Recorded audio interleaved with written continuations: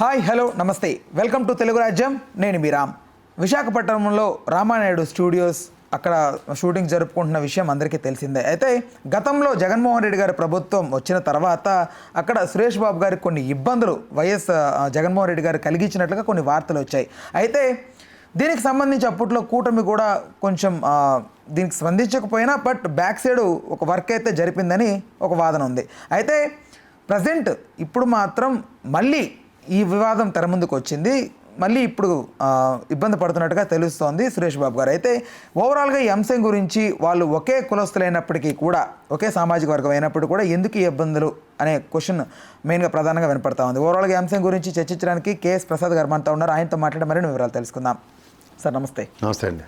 అదే సార్, వాళ్ళు ఒకే సామాజిక వర్గం కదా, ఎప్పటి నుంచో తెలిసిందే వాళ్ళే కదా, టీడీపీ నుంచి సపోర్ట్ ఉన్న వాళ్ళే కదా, బట్ వై ఇప్పుడు కూడా ఎందుకు ఇబ్బంది పడుతున్నారు? వాళ్ళ భూములు కాదా ఏంటి సార్ అది?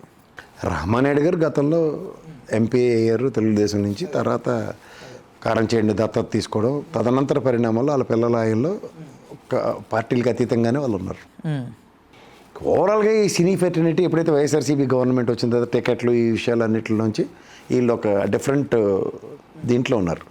ఇప్పుడు రేవంత్ రెడ్డి గారి చుట్టూ నాగిని డ్యాన్స్ చేసినా సరే ఆ రోజు జగన్మోహన్ రెడ్డి గారు పిలిచి వెనకడికి ఏదో సామెత ఉంటొచ్చండి, పిలిచి పిల్లనిస్తే ఏదో తక్కువ అన్నట్టు. అలాగా ఆయన చేయవలసిన మర్యాద చేసినా సరే వీళ్ళకి ఎవరికి కడుపు మంటలతో వాడైతే నేను ఇంకో సినిమాలు తీయను, ఎవడికొద్దరేం తీస్తే ఎంత తీపోతే ఎంత, గవర్నమెంట్ మారేదాకా నేను ఆడికి వెళ్ళను అని వీళ్ళందరూ మాట్లాడిన మాటలు, ముఖ్యంగా మురళీమోహన్ లాంటి వ్యక్తి ప్రవర్తించిన తీరు, ఆయన మాడిన మాటలు ఇవన్నీ అందరూ చర్చనీయాంశాలు చేసి వదిలేశారు.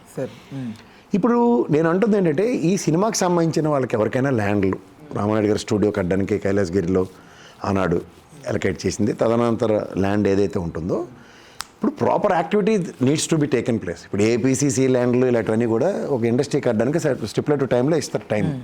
ఆ టైంలో లేకపోతే మళ్ళీ వెనక్కి వస్తాయి ల్యాండ్లు. అట్లా స్టూడియో కట్టమని ఇచ్చేసినప్పుడు కులం అయితేనేటి మాత్రం అయితేనేటి ఒకటి లెక్క. ఈ టెన్యూర్లో కట్టగలిగారా లేదా, కట్టలేనప్పుడు ఆ ల్యాండ్ మళ్ళీ ప్రభుత్వానికే చెందుతుంది. అది ఏ ప్రభుత్వం అయినా సరే. మీరు ఏదో ఇప్పుడు వీళ్ళు వచ్చారు కాబట్టి కులం రంగు వేయడం, గతంలో వైఎస్ఆర్సీపీ వీళ్ళకి నచ్చలేదు కాబట్టి వాళ్ళ మీద చెత్తలు, these are all utter nonsense. Sir film ఇండస్ట్రీకి సంబంధించిన ఒక వ్యక్తికి ఒక ల్యాండ్ ఎలకేట్ అయిందంటే ప్రాపర్గా స్టూడియో కట్టమనం, ఒక యాక్టివిటీ క్రియేట్ చేసి దానివల్ల ఒక రూపాయి ఆదాయం ప్రభుత్వానికి వస్తుందని. ప్రభుత్వం సంబంధించిన ల్యాండ్లు ఎందుకు ఇస్తారంటే if they takes a beautiful activity, దాని నుంచి ఒక రెవెన్యూ జనరేట్ అయ్యి 10 మందికి ఉపాధి వస్తుంది. ఆ ఉపాధితో పాటు రాష్ట్ర ఖజానాకు కూడా 10 రూపాయలు వస్తాయన్న దాని మీద ఆ ప్రాతిపదిక మీద తెస్తారు. కానీ అంతేకాని విలాసవంతమైన సౌదాలు కట్టుకుంటూ ఇట్లాంటి వాటికి ఎవరు యాక్సెప్టెన్స్లో ఉండవు. సో అంచేత రామానాయుడు గారికి సంబంధించిన స్టూడియో ఏదైతే ఉందో అక్కడ జరుగుతున్న యాక్టివిటీస్తో ప్రభుత్వానికి ఎంత వస్తున్నాయి, తర్వాత ఎక్సెస్ ల్యాండ్ ఏదైతే ఇచ్చారో దానివల్ల ఏమైనా తిరిగి ఉద్ధరిస్తున్నారా, ఊళ్ళు వెళ్తున్నారా అన్న దగ్గర ఏ ప్రభుత్వమైనా తీసుకున్న నిర్ణయం అలాగే ఉంటుంది. సార్ అంటే జగన్మోహన్ రెడ్డి గారు ఆ టికెట్స్ ప్రైస్ గురించి సంబంధించి స్టార్స్ అందరూ వెళ్ళి కలుస్తున్న టైంలో ఒక మాట చెప్పారు, ప్లీజ్ మీరు రండి, మీకు ల్యాండ్ కావాలంటే ఇస్తాను, మీకు ఏం కావాలన్నా కూడా హెల్ప్ చేస్తాను గవర్నమెంట్ నుంచి అన్నారు. బట్ ఏ ఇబ్బందులు పెట్టారని సార్ వాళ్ళు అంతగా ఇష్యూ అయింది ఆ టైంలో? మీకు మాట చెప్పనా, మహానుభావుడు రామారావు గారు, నాగేశ్వరరావు గారు, ఆనాడు కృష్ణ గారు, సోమన్ బాబు గారు లాంటి అతిరథ మహారథులు ఆ రోజు నడుం బిగించి తెలుగు పరిశ్రమ ఇక్కడికి రావాలి, ఆంధ్రాకి రావాలి అన్న దగ్గర హైదరాబాదుగా దీన్ని డెవలప్ చేసుకున్న దగ్గర ఇక్కడ మీరు చెప్తే అందరూ స్టూడియోలు కట్టుకుని చిత్రపురి కాలనీ లాంటిది ఏకంగా సినీ ఫెటర్నిటీ కోసం ఎట్లాంటిదో ఇవన్నీ మీరు ఒక డిఫరెంట్ డైమెన్షన్స్లో సమైక్య రాష్ట్రంలో చూశారు. కానీ ఇక్కడ ఉన్న పలంగా తట్టబొట్ట సర్దుకుని ఆడికి వెళ్ళిపోయేంత ఔదార్యం రామారావు గారు లాంటి వ్యక్తికి చెల్లింది. కానీ ఇక్కడ ఉన్న వాళ్ళు ఎవరికి అందరూ స్వార్థపరులు. వీళ్ళందరూ రియల్ ఎస్టేట్ వ్యాపారంలో ఇప్పుడు జేబేరీ ఉంది, మొత్తం గడపరేసి దొరికినట్టు. అలాగే నాగార్జున ఆయన కూడా రియల్ ఎస్టేట్లో ఉన్నారు. వీళ్ళందరూ నెంబర్ 2 వ్యాపారాలు బ్రహ్మాండంగా చేస్తుంటే, నెంబర్ 2 అంటే నెగిటివ్ కాదు, ఒకటి సినీ పరిశ్రమకు సంబంధించి, రెండోది ఏదో ఇప్పుడు చూడండి యూఎస్లో అట్లా చదువుకోవడానికి వెళ్తే 2 జాబులు చేసి పాపం పూట గడుపుకున్నట్టు వీళ్ళు ఒక పక్క సినీ పరిశ్రమ, రెండో పక్క రియల్ ఎస్టేట్ చేసి ఇక్కడ ఆకాశ సౌదాలతోనూ ఇక్కడ కళకళలాడుతున్న దగ్గర తట్టబొట్ట చదువుకుని ఆడికి వెళ్ళి మళ్ళీ మొదలెట్టంటే వీళ్ళందరూ 70 ఏళ్ళు పై చీలుకున్న వాళ్ళు ఎవరు అందరూ రంగులు వేసుకుని మనకి నెత్తికి రంగు వేసి మనం ఉద్ధరించడానికి వచ్చినోడే తప్ప వీళ్ళందరూ రిటైర్మెంట్ బ్యాచ్. ఈ రిటైర్మెంట్ బ్యాచ్తో అక్కడ ఉన్నప్పుడు రామారావు గారు లాగా చేవ తెగు ఉన్నాడు ఎవడని ఉంటే అలాంటి జరుగుతాయి. లేనప్పుడు అంతా ఇప్పుడు ఆ తదనంతరం దాసరి నారాయణరావు గారు లాంటి వ్యక్తి ఒక నిలువెత్తు మనిషి ఉండేవాడు ఇండస్ట్రీకి. ఇప్పుడు ఎవరికాడే ఏమైనా తీరే అంటే చిరంజీవి గారు పెద్దగా చెప్పుకుంటారు. ఏదో పెద్ద మనిషి కాబట్టి పెద్ద రకం అంటున్నారు తప్ప వెనకాల ర్యాలీ అయిపోయి తీరేబడిపోయింది ఎవరు లేరు. చిరంజీవి గారు గౌరవిస్తారు, పెద్ద మనిషి అంటారు. కానీ దాసరి నారాయణరావు గారిలో నిలబడ్డం అయితే ఆయనతో అవ్వదు. నిలబడలేదు సార్ మోహన్ బాబు గారు, ఆయన కూడా కొంచెం ప్లీజ్ సార్, వాళ్ళ పిల్లలతో పడుతున్న తలకాయ నొప్పులు చూడ ఆయనకి ఇండస్ట్రీకి ఉద్ధరించేస్తారంటే దానికన్నా కామెడీ ఇంకోటి. అంటే కొంతమంది అంటారు సార్, అంటే ఎవరు అంటారు పైకి మాల బ్యాచ్ అంతా. అంటే ఏ సమస్య వచ్చినా వెళ్తారు సార్. మీకు మాట చెప్తాను, వాళ్ళకే ఇంట్లోనే కారణం పట్టుకొచ్చి మీరు ఏకంగా పరిశ్రమను ఉద్ధరించినాడు అంటే నవ్వుతారు ఎవరన్నా. అంటే ఓకే ఓకే. ఇప్పుడు ఎవడైనా ఎలక్షన్ అయిపోయిన తర్వాత గెలిచిన తర్వాత they need to own everybody. రాగద్వేషాలకు అతీతంగా ఎవరైనా సరే they need to own the entire cine fraternity అంతే. ఏడి ఈ డోంట్ నో అంకుల్ అని అక్కడ హైదరాబాద్లో నరేషన్ పెట్టుకుని సినిమా తెప్పల కబుర్లు చెప్తే ఏంటంటే వాళ్ళు కట్టేలేదు, వాళ్ళు ఇంట్లో అన్నదమ్ములు కొట్టుకొని సాగకుండా ఉండమనండి, ఇంగ్లీష్ వాళ్ళ అగ్గర దగ్గర నేర్చుకోకుండా ఉండమండి, చాలు ఇది ఒక్కటి చాలు వాళ్ళకి. Right okay. అయితే సార్ ఇక్కడ సురేష్ బాబు గారు కానీ రామానాయుడు వీళ్ళకి సంబంధించి ఎప్పుడు కూడా కాంట్రవర్సీస్ అనేది ఎప్పుడు ఉండవు, ఫిలింలో కానీ అటు బయట కానీ. But why they are targeted అంటే ఎందుకు కాంట్రవర్సీలు? రాణా డ్రగ్స్ కేసులో పిల్లదే, చిన్నపిల్లని కూడా వదలలే కదా. ఏం లేవని మీరు సర్టిఫికేట్ మెరిట్లో క్యాండిడేట్ అని ఇచ్చికండి అందరికీ. సార్ అట్లనే కాదు కొంచెం ఏడు నాన్ కాంట్రవర్షియల్. వాళ్ళకి ఏంటి ఆస్తులు అయినా సొంత రక్తమాంసాలు అమ్మి ల్యాండ్ కొంటాను. ప్రభుత్వం ఎలకేట్ చేసిన ల్యాండ్లో వాళ్ళకి యాక్టివిటీస్ క్రియేట్ చేయకపోతే ఎవడేటి చేస్తారు దానికి? అది మాట్లాడండి సార్.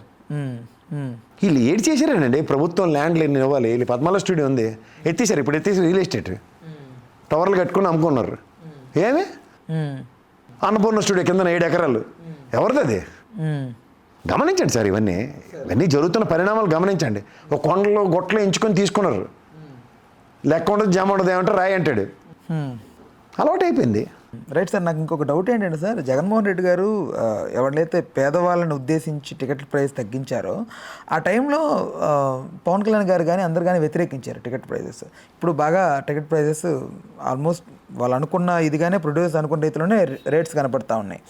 బట్ ఇప్పుడు పేదవాళ్ళు ఎందుకు దీన్ని అర్థం చేసుకోలేకపోతున్నారు? మన కోసమే కదా ఆ టైంలో తగ్గించారు. సినిమా రిలీజ్ అయినోడు ఏ పేదోడైనా కోటీశ్వరుడే ఆ రోజు. ఆ టికెట్ 1000 రూపాయలు పెట్టండి 10,000 పెట్టండి కొనుక్కుని వెళ్తున్నారు. దాన్ని జరుగుబాటు అంటారు. ఎవరికి జరుగుబాటు? ఒక ఇండిపెండెంట్ పెత్తందారుడికి చేస్తున్న ఒక సౌలభ్యం. సార్ ఇప్పుడు మద్యం విషయానికి వస్తే అంత రేటు ఉందేంటి తగ్గించండి అని చెప్పి డిమాండ్ చేసిన వాళ్ళలోనే చాలా వరకు వాళ్ళేగా సినిమాకి వెళ్తూ ఉంటారు. బట్ వాళ్ళు ఆ విషయంలో ఎందుకు సార్ డబ్బులు ఎక్కువ ఇచ్చి మరీ చూడాలని అనుకుంటున్నారు? ఆ మైండ్ సెట్ ఎందుకు వాళ్ళు అట్లా సెట్ చేస్తారు? ఆనందం. ఇవాళ మీరు ఈ ఫ్యాన్ ఫాలోయింగ్ అట్లనే మీరు ప్రతి ఒక్కరిని గమనిస్తే వాళ్ళ వశీకరణ విద్యలతో ఆ విధంగా ప్రభావితం చేస్తారు. నాగార్జున సినిమా ఒకటి ఉంటుంది, అది ఫ్లైట్ హైజాక్ అవుద్ది, గగనం. అందులో పక్కన పృథ్వీగాడి హీరో ఉంటాడు, ఆయన కూర్చోబెట్టుకుని వాడు ఫ్యాన్ అన్నమాట. ఇంప్రెస్ ఈ టెర్రరిస్టులు వస్తారు, ఇటు చెత్తగూడేస్తాడు, ఇటు ఇప్పుడు సార్ మీరు ఆఫ్టర్ ఆల్ ముగ్గురే ఉన్నారు సార్ అని అలా బిల్డప్ ఇస్తుంటారు. అలా ఇప్పుడు ఫ్యాన్స్ అందరూ కూడా అలాగే బిల్డప్లు ఇచ్చుకుని బతుకుతూ ఉంటారు. ఇదేది చేసేస్తాడు మనకి ఇటు పెద్ద తీసిమార్కానని. కానీ అది ఏమీ కాదన్న విషయం వాళ్ళు గ్రహించరు ఎప్పటికీ. That is call living in ట్రాన్స్. తప్పించి వాళ్ళు కూడా ఇప్పుడు కొత్తగా రాజకీయ నాయకులుగా మలుపు తిరుగుతున్నారు. ఇంట్లో ఏసీలో నుంచి బయటికి రాడు, బయటికి సినిమా షూటింగ్ ఉన్నప్పుడు రంగు కరిగిపోకుండా గొడుగు కట్టుకుని 2 నిమిషాలు నటిస్తాడు, 3వ నిమిషం కార్వాన్లో కూర్చుంటాడు. ఆయనకి బయట ప్రపంచంతో సంబంధం ఉండదు, ఏం జరుగుతుందో తెలియదు. దానికి తగ్గట్టు ప్రాపర్గా చదువు సంజయ్ కూడా ఉండదు. వీళ్ళు ఒక పక్క ప్రజాస్వామ్యాన్ని పరిరక్షించేస్తామని వాళ్ళు కబుర్లు చెప్తే, వీళ్ళు చెప్పినట్టు ఇందాకలాగా ఆ గగనం సినిమాలో లాగా వాళ్ళ ప్రభావితం అయిపోయిన ఫ్యాన్స్ ఉన్నప్పుడు జరుగుబాటు అంటారు. రైట్. ఆ జరుగుబాట్లు ఏమవుతుంది? అది కష్టం తెలియట్లే, వీడు ఊహించుకోవాలి అలా ప్యాంట్ వేసుకోవాలని, అలా షర్ట్ వేసుకోవాలని. మనిషి కూడా ఎలా ఉంటుందంటే వాడికి మామూలుగా ఇవాళ గంజినీళ్ళు తాగి బతికింది చెప్పడు. అందుకే దానికి వెనకాల సామెత ఉంటుంది, మా తాతలు నేతలు తాగేవారు మా మూతులు వాసన చూడండి. కానీ ఈ ఏడు తాగాడంటే గంజి తప్ప ఇంకేం వాసన రాదు. పనికొచ్చిన పని కాకుండా పనికి మాలిన పనుల మీద ఉన్న శ్రద్ధ పనికొచ్చిన పని మీద ఎవరికి ఉండదు. వాళ్ళు కూడా వాళ్ళ ఐక్యూ లెవెల్స్ ఎలా ఉంటాయి చూడండి. పవన్ కళ్యాణ్ స్టంట్ స్కూల్స్ ఏవో ఓపెన్ చేయండి, స్టంట్ స్కూల్స్ లాగా బైక్లో తొక్కండి అంటే నేను దొరికినట్టు ఎత్తి లోపటేశారు. అయితే వాళ్ళ ప్రొవకేషన్స్ ఎట్లా ఉంటాయో దాని రిప్రికేషన్స్ గురించి ఎప్పుడు ఆలోచించరు సార్. అంచేత వాళ్ళతో అయిపోతుందన్న భ్రమల్లో మనం ఉండకూడదు. అలాగే వ్యవస్థలో మీరు నేను నానా తెప్పలు పడి ప్రభుత్వ ఆస్తి ఇది ఎప్పటికో మనకు రూపాయి ప్రభుత్వం ఏదో చేస్తుందన్న భ్రమల్లో మనం ఉంటే ప్రభుత్వం అన్యాక్రాంతంగా వీళ్ళకి ఇస్తుంది, దానికి వీళ్ళకి ఒళ్ళొంగదు మళ్ళీ. ఇదనమాట. Right sir. ఓకే సార్, ధన్యవాదాలు సార్, థ్యాంక్ యూ.